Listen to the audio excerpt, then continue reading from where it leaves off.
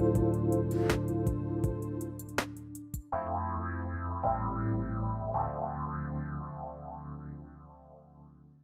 everybody. Welcome, welcome, welcome, welcome. We're going to have so much fun today, Benny, Yes, Jacob. ma'am. We're going to Yep. have so much Oh fun. yeah. Always. Oh, my God. Uh, Fiery words with Christine Clark. Fiery words. I have been so waiting to do this show. And I want to just say this to everybody because I've gone through a lot of things in life. I work with a lot of coaches. But when I think about what Christine Clark does, and I just want to say, forging a life with Coach Christine Clark. So, forging a life, you're going to hear today what the truths are in the creation of katana.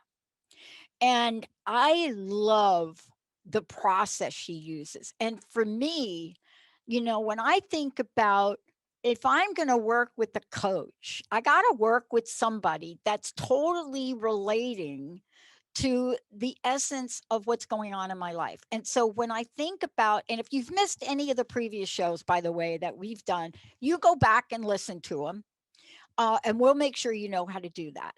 But if you want to work with Christine, go to sunglowtransformation.com. But the process is so relevant to transformation at the deep layered level that when you hear today's show and what she does and how she works with people, you're going to get a sense that this is about igniting passion, purpose, and taking action.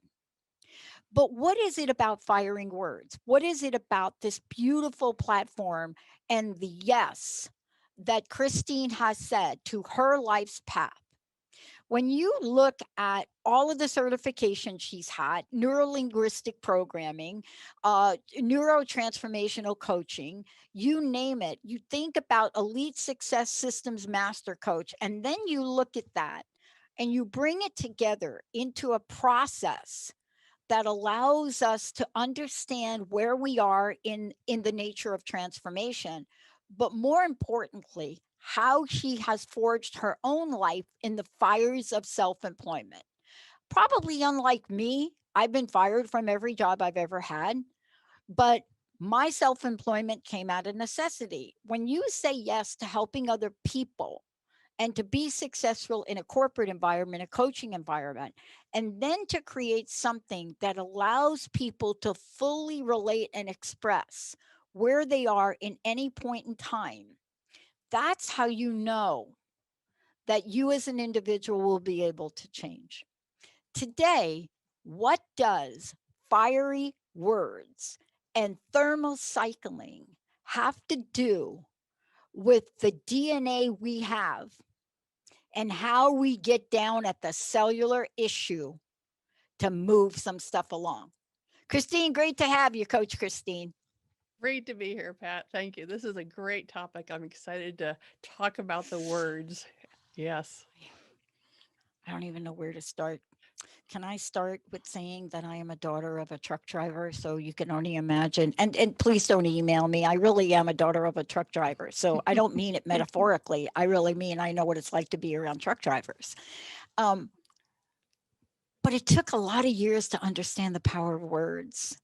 Yeah. Mm. Right. Yeah. And for those people who, go back and listen to some of the past episodes, but in the making of the katana and the lessons of the katana, there's a part called the thermal cycling where the blade gets immersed, dipped into what is a baby volcano. Really, it's molten salt. And as the blade goes in and out of the different fires, when it's drawn out as it's shaped, the internal structure gets chunky, gets really big.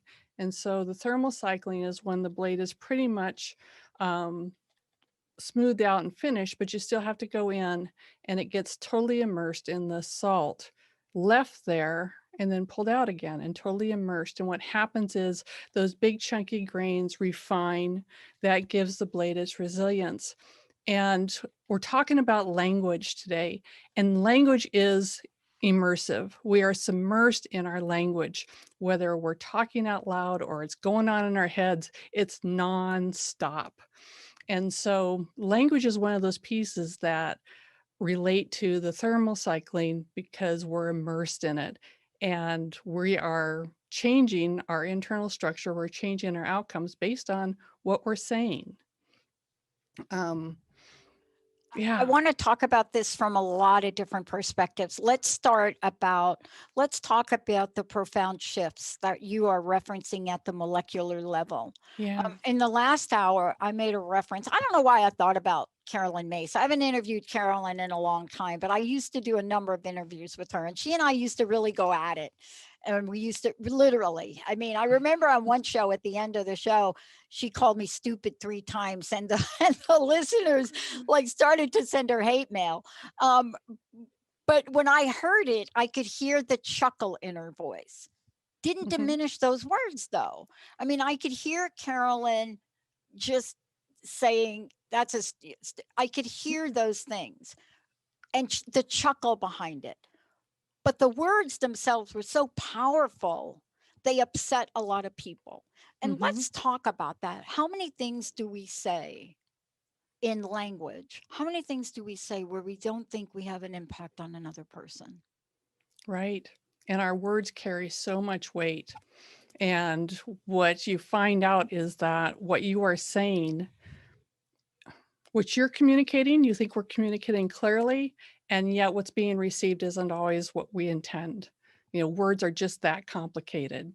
And what we have is that the language matters because it's insidious. It's gets into our cells. It's talks to our body, and we have that physical reaction. In the thermal cycling of the blade, one of the things that happens in that is it changes from face centered to body centered cubic. For us, when we talk about face centered, it's like dice, it's all the dots on the outside of the dice. That's when we're concerned with appearances, we're concerned with the accolades, or where we are in the leaderboard and having a nice car and a big house. And that's the face centered. When we shift to the body centered, it's like, you ever see those little cube boxes with a light inside? It's a glow on the inside. Yeah, when we're body centered, we're glowing from the center. We are working from our center, and then we are more connected to who we really are, and what we're putting out into the world is our language gets cleaner. We're able to communicate better. Um, we're paying more attention, not to with a periphery, but to really what the context is, both talking to ourselves and talking to other people. You know, um, this is one of the more important lessons I've learned in my life. And I was just on another show, and I woke up today, and we were talking about loss and the language of loss, right? And Hmm. I woke up today and I realized that I put on a jacket, and I'm sitting at a desk that belonged to a friend of mine who passed away in 2006. And her message to me, and let's talk about words. Her message to me, and what she asked me to promise, was that the purpose and passion that she and I started on parallel, but we had a person to help people to transform the world, that I wouldn't abandon it, that I would keep moving forward. And there's language about that that will get us to where we want. But I'll tell you, Christine, there's language that we don't realize that stops us, right? Absolutely. Right. Yeah. Mm, Right. Yeah. yeah. All different kinds of ways we say things. And I love what you just shared, that what she said to you, and you have the desk to remind you, And the jacket. and the jacket. And one of the things that happens with language is it's always evolving. We can assign new meaning and learn things from our language. I was listening to somebody else on Transformation Talk Radio just the other day, and she was talking about intention and the way she used intention in her definition of that was very new to me, to my interpretation of what intention was. But she was able to use that word and then open deeper meanings for people. And that's one of the wonderful things about the language, is you can always have new shifts, new understandings, even from something that you thought you already had defined. Um, I- and I'm it carries. And I want to talk about this in the process of fiery words and in the thermal cycling and talking about the katana, because, you know, there's a direct relationship between the change in structure in the thermal cycling of the katana and the change in structure within ourselves and the Absolutely. power of these words. You know, that knowledge, that knowing came to you. And I want to take a short break. When we come back, I want to talk about that inner knowing and when does that click for us? Like, when do we get that messaging? Like, do we remember the first time our mom and dad said stop or no? Mm. Or do we remember the first time that was said and our uncle intervened and said, no, let her do it? What do we remember? How do they imprint on ourselves? And then what is it about this beautiful katana, the process it goes through, where we can literally see this? And how do we take that and believe that we can do that to ourselves? Coach Christine Clark is joining us here today. We're going to take a short break. When we come back, you have an inner child. Don't give up on it. When we come back, Christine's going to take us through what we can do to not just have fiery words, but fire up that heart and our gut and our actions. We'll be right back.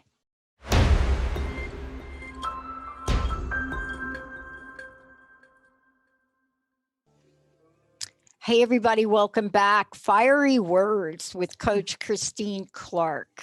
For those of you, let's make sure folks know how they can work with you, how they can find out more about the process, how they can find out more about Forging a Life, all of that, if you don't mind.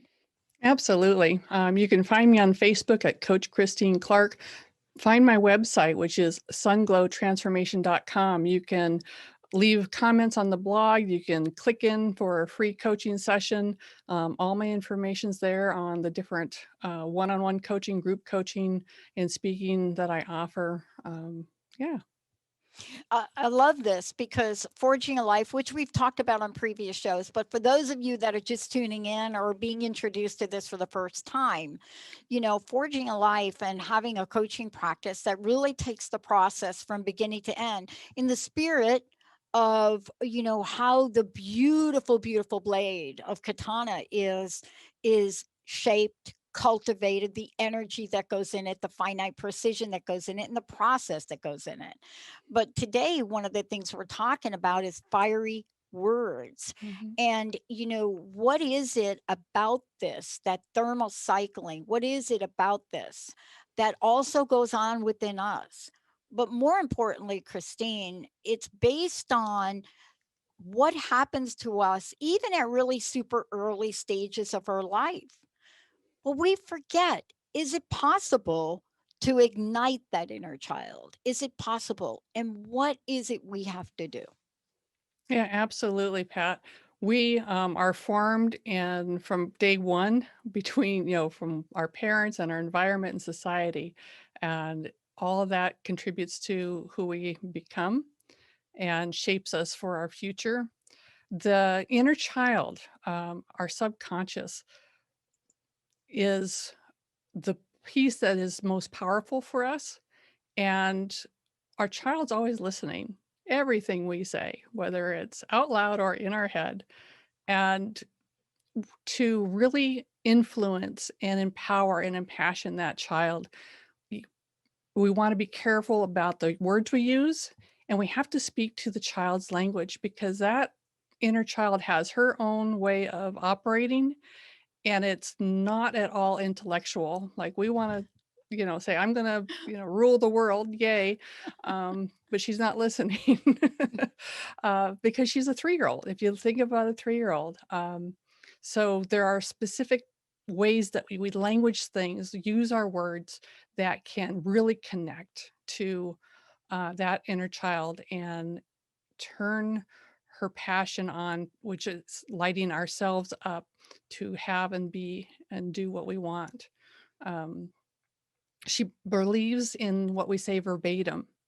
So when we badmouth ourselves, she's listening, and you say, "Oh, I'm no good at that." She goes, "Okay, check. You're no good at that. We're good." Yeah. And she, when we are setting our sights, when we're talking to ourselves about what we want, um, the child only operates in present tense. So when you talk about what you want, I guess affirmations is what comes to my mind. um, you talk about not that you're going to get or you're going to have, you talk as if I have this, I am this, I'm doing this. It's present tense. That connects to that inner child. She understands that and brings it to you. And she is an emotional being. We are emotional beings at our core. Yeah. Yeah. Yeah. And so, talking with energy and happiness and excitement, that's great.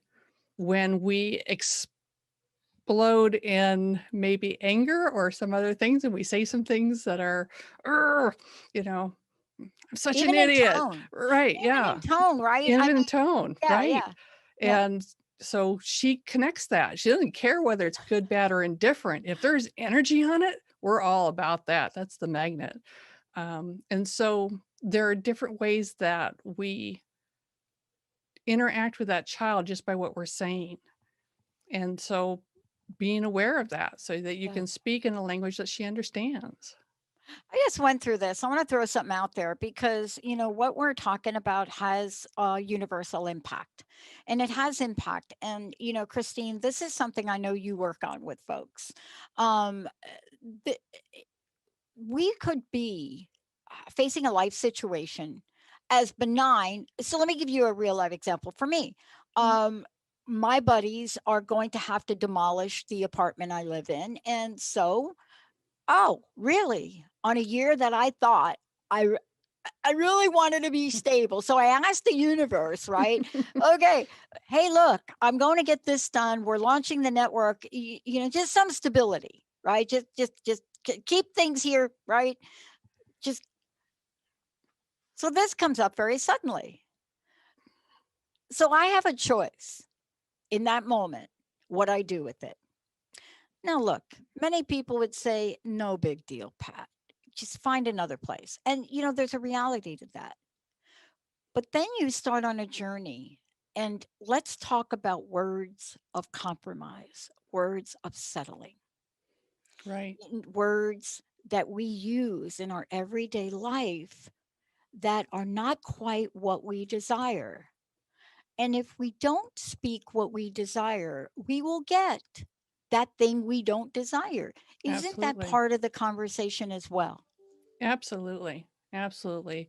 We have to speak to what we want to create. And like you had this idea asking the universe for stability, and the universe said, nah, new plan. Um, and in those times of disruption, of course, we've had a whole huge span of disruption, that what we say, how we language things brings us our outcomes. So you can say, you know, the universe is against me. Um, you know, I'm going to fight this. I don't want to go looking. I don't want to, I'm upset because this is being dumped on me. Or we can say, okay, this is not the plan for now. What can I create out of this? What can I Yeah. make out of this? What is the next better thing that's coming around the corner?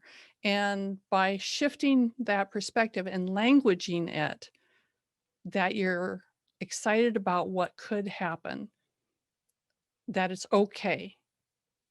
I've got me. I've been through this before. This is not the first time nor the last time I'm going to be disrupted. And what you know is, I've got the body for this. Yeah. I can handle it. Yeah. You're so right. because the minute I got to that, and it took, okay, sometimes I'm a little bit slow, right? You Yeah. know, and I got a lot of people around me, and then I got a lot of people to help me. And then I work with you and I listen to you, and I get to the place where I realize there's something better on the other side. But what do I need to shift? What do I need to change? Isn't that what we're talking about when we think about language literally being the power to change at the molecular level? It is. It is because our language surrounds us, it works through us, and we have the power to just simply shift our words. I remember when I was in direct sales, and there was always this thing about find your why, find your why, find your why. Because if you have your why, it's all going to be fine. And I fooled myself that my why was being able to do something wonderful for my kids or being able to have something for the house. And it wasn't until I was in a workshop where we actually did a neurolinguistic process of asking, what's important to you?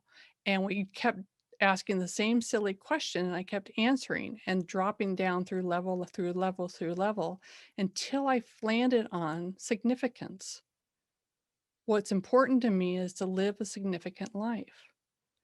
And that has nothing to do with my spouse or my children or my house.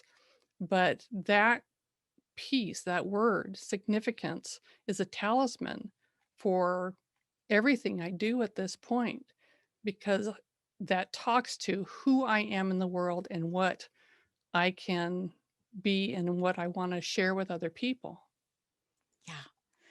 And that's really for today, that's the conversation that we so have the power. We have that power. We don't need to get the approval of this or that, or we don't need to go to the gym 7 days a week to understand we have the power to choose our language. Right. And Right. part of this too is if you've never done it before, and please talk to this. If you've never done it before, it's a great no risk experiment. Absolutely. It is. And, that's the cool thing about language and words because it's simple. It's not complicated. You don't need a PhD. And you can just shift, just change one word, change one way you language something. We're going to talk about, some of those words later on. Yeah, we But are. it is so powerful because to change what you're saying is so easy. And this is really the next thing we're going to talk about when we come back. What is the possibility that emerges, from that shift? What is the new molecular level? And Mhm. are we willing and bold enough to look out the words that we could ask, the desires we ask? What if, in fact, what I was really looking for was a place that might have great energy that maybe a friend of mine might own because that's important to me? What if it could be all on one level? What if, all Mhm. of the what ifs. And what does happen then to the molecular structure of the universe to align to those words? Yeah. When you're That's what we're going to talk about. Yep. The Speaking in miracle that possibility. happens. Yeah, right in front of your face. And you say to yourself, I don't know why I mentioned that to her. She doesn't know why she called me about her rental property. When we come back, your words work. How do we extinguish our flame? Ouch. Christine Clark, we'll be right back.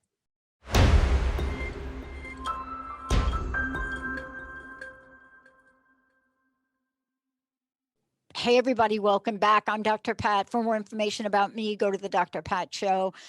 Pretty soon, my site will be up and you'll be able to take a look at kind of like a lot of fun things. But today it's all about Coach Christine Clark. And I want to make sure you know that we have been doing a series.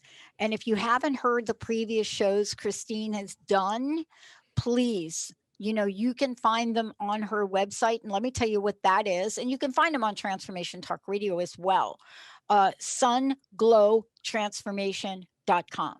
Coach Christine is that and much more.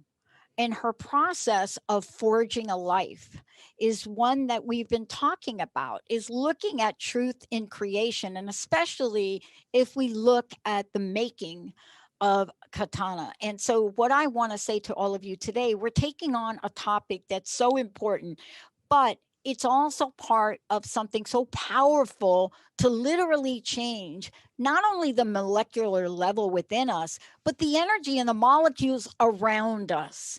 And that's what we're talking about today. Christine, people can get a hold of you on your website to work with you, right? If folks are Absolutely. saying, okay, I need some help forging my life, Mhm. like right now, can they go to your website for that? Or is there a number to call? What's the best way?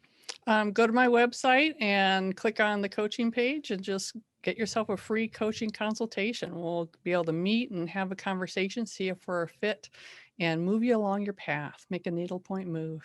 Yeah. I work with 3 to 5 different people because I need help. It took me almost 4 decades, 4.5 decades to realize that I can't do it alone. And it depends on the story I have to change. So let's talk about how we extinguish our flame and what the triggers are. So Yeah. I'm an example. I've been telling myself for years, I can't write. I don't even know how to write. Writing a one page for a book proposal, it is daunting. Oh my gosh. I mean, just saying it makes me cringe. But they seem Right. benign, but they're not, right? No, they're not. No, they're not. Your inner child, your body is listening to everything you say, and it takes it verbatim. So when you say, "I can't do this," it believes you. Yeah, and language. When you talk about resistance triggers, we can set ourselves up to excel, or we can set ourselves up to stay right where we're at, to actually extinguish our flame, extinguish our passions with our words. And one of the things that is so common is when we talk about in terms of, I should have done this, or should have, would have. Um, and we're shooting on ourselves. We're telling ourselves that we are less than. Um, need. I need to do this. I need to do that. I hear it all the time around me, people using the word need. And that is a desperation energy when you need something. It's not an energy that empowers, it's an energy that depletes. Or when you tell yourself, I have to do this or I have to do that, same thing. It's words that we use, but the use of the word automatically triggers resistance. Our body says, no, wait, hey, I'm going to step back. I don't want to be pushed into doing this. I don't feel good about this. And our resistance comes up, and it's like we're actually pushing away from the thing that we think we're telling ourselves or that we want to accomplish, because we're using the words that are triggering resistance. Yeah. Um, one of the things that I wanted to really get to is this idea that you brought up earlier, and I want to get to it now, is first of all, if we say, how do we extinguish our flame? One, we have to believe we have a flame. Even if Absolutely. you're thinking to yourself, I don't have a flame, they have a flame, or somebody else has a flame. All of us have that flame inside, right? Absolutely. Yeah. Yes. We just may forget. Yeah, it's still there, Hmm. always there. Hmm. But let's talk about creating a body of language that presents itself as disempowering, and they are disempowering assumptions. Hmm. And let's talk about them because we might create a language, maybe that we speak out loud, or maybe we say under our breath, but it's a language that is disempowering. Right. And there are so many ways that we do it, right? Um, Um, let's talk about what some of these words and language. Let's talk about what people do say that they may not be aware that they're saying. Right. They just, it comes out and we don't, that's part of it, Pat. We don't think about what we're saying. We're just using language as we've heard it around us as we grew up with it. One of the big ones is the when I, then I. When I get to be on the Dr. Pat show, then I will be okay, or I will be Yeah. the person I want to be. And when you put those things in there, when I get to this point of income, when I get to the graduation of college and then the master's degree and then the PhD, there's always putting in front of you an accomplishment to be had, something you have to do. And you're telling yourself that you're not going to be successful, you're not going to be happy, you're not going to be okay until you reach that peace. And that when I, then I just pushes ahead of you what you could be claiming now, that you're perfectly intelligent, that you're articulate, that you're smart, that you're empowered, that you're connecting with people, that you're making an impact in the world. And just when I, then, when I do this, then I'll have that, or I'll be that. It just sticks it out there in front rather than letting you revel in it now. Yeah. I want to ask everybody, raise your hand. Do you all listening, do you have one of those when I, then I? Think about it. Do you have one of those when I, then I? We all do it. I mean, beginning of the year, what do we do? When I lose 10 pounds, then I'll Hmm. dot, dot, dot, dot, dot. That's a big Right. one every Yeah. year, right? Hmm. When I dot, dot, dot, then I'll ask my boss for the raise. Right. Oh, big one. That's just, Yeah, well, because I have to show up at this level before I can ask for the raise, before I can be yep, acknowledged by people, before I can say I'm yep. good enough. Yeah. Yeah. I And mean, and that's a big one. Yeah, I'll tell you more times than not, I hear when it's less stressful at our workplace, then I'll ask my boss. And I said to someone, well, wait a minute, you're in one of the most stressful, high powered places. When do you think that might be when it gets less stressful? Right. right. Hmm. But let's talk about, these things that even go to the next level. Negative affirmations. Right. These right here, this is the icing on the I will never manifest cake right here. Right. Absolutely. And we speak them so plainly and automatically, and I'm always late. I'm too busy. I can't do that. Oh man, yeah, those are huge. But when we say that, I am, what you are claiming is this is you. There's no room for growth. There's no room for shift. And so you say, I'm always late. You're always going to be late. It really does, those negative affirmations, because we are affirming something that we personally are not enjoying. When people say these things like I'm too busy, they don't want to be busy, but they're claiming that this is what it is. Yeah. I Yeah, like the other one. Oh man, I'm too tired. right. Now, I'm not negating the fact that people feel tired or people feel, fatigued. Hmm. There is a word that's in front of it. I believe we have to figure out the language of self care as well, Yeah, right? But do we figure that language out at the expense of being too of something to negate something else we desire? And this is really the key for us, isn't it? You know, then we make the jump to the universal things, hmm, right? I'm never going to be any good. I'm never going to have time to write my book. Um, you know what? I have tried to drop 10 pounds for the past 60 years. I'm never going to be able. Those are now universals. What is the Right. impact on those in terms of putting that flame out? It leaves you absolutely nowhere to go. And the universals, again, just like the negative affirmations, pop up all the time. This morning, we've had where I live, it's been bitter, bitter cold. We have snow on the ground, and I have bird feeders, and there's been 30, 40 birds there, every day. And this morning I looked out and I didn't see any activity. And I says, "There's no birds there." My husband looks out there. He says, "Oh yeah, there's a cardinal in the tree." It's like, what? So the no birds there, that was a lie. But because I was used to all the activity and I didn't see that today, I didn't see the one that was there. And that's what universals does. It blinds us to the possibilities. I want to take a short break. When we come back, there is an end game in all of this. And if you follow along at the making of anything with precision, with also inspiration and perspiration, when you move along those lines, what can we learn today in how to choose our words, but also how to choose the energy?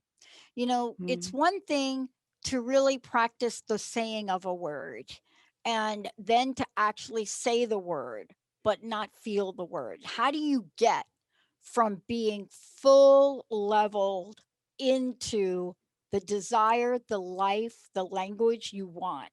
How do you really activate and change the DNA that you don't want? We're going to take a short break. When we come back, we're going to talk about the words, what to use, and what is a word that anytime anybody asks me or says it to me, my eyes roll the back of my head. What is it? Let's take a short break. We'll be right back.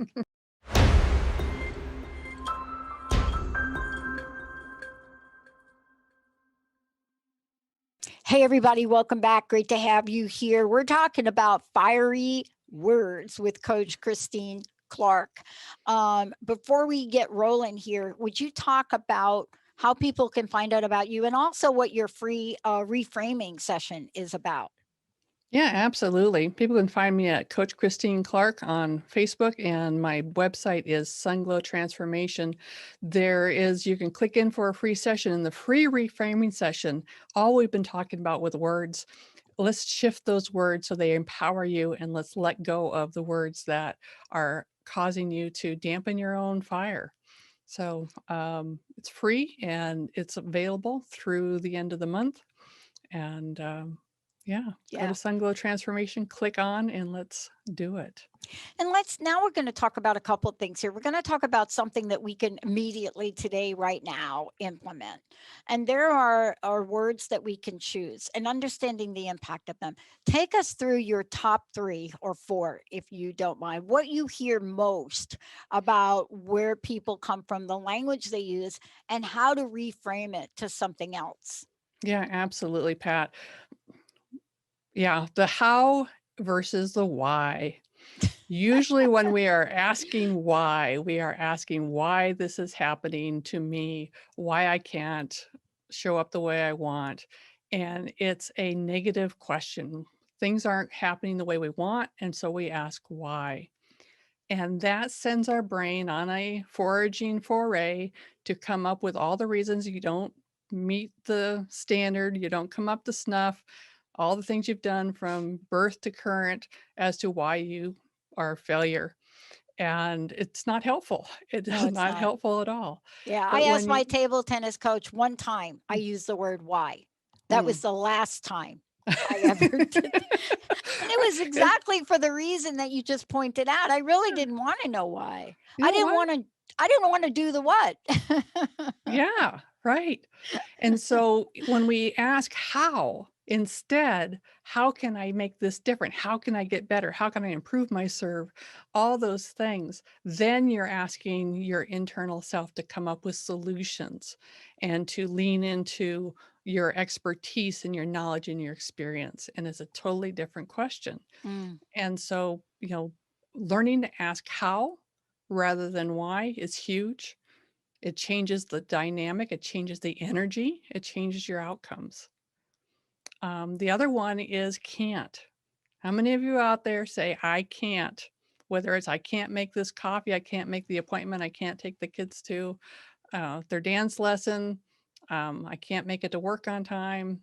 I can't. I was working with a whole group of older people, and the one person said, they can't learn. They can't learn their smartphone. I can't do that. I can't keep up with technology. And when we say can't,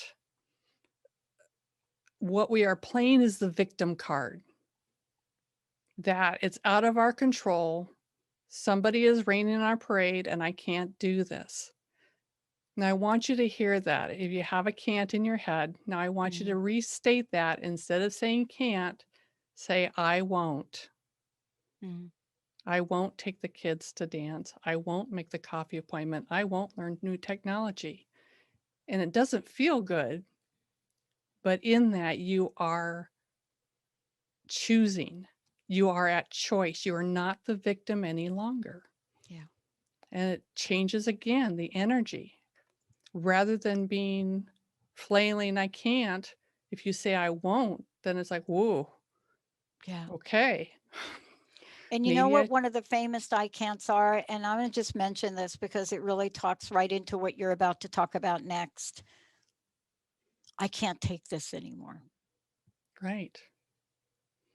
Mm-hmm. How often do we hear that? Yeah. I'm done. I can't.